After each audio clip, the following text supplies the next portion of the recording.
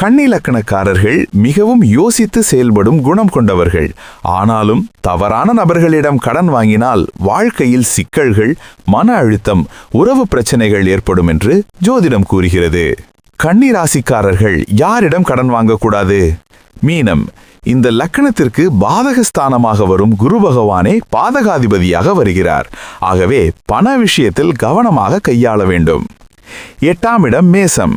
மேசராசிக்காரர்கள் சீக்கிர கோபம் மற்றும் நேரடி பேச்சு கொண்டவர்கள்.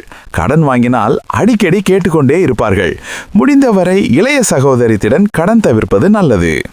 12ஆம் இடம் சிம்மம். சிம்ம ராசிக்காரர்கள் பெருமை மற்றும் அதிகார உணர்வு அதிகம் கொண்டவர்கள். அவர்களிடம் கடன் வாங்கினால் பிறரிடம் கூறி உங்களை சங்கடப்படுத்த வாய்ப்பு உள்ளது. இவர்கள் சரியான நேரத்தில் கொடுக்க வேண்டும் என்று எதிர்பார்ப்பார்கள்.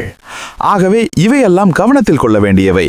இந்த லக்கணத்திற்கு 2-9க்கு உடையவர் சுக்கிரன்.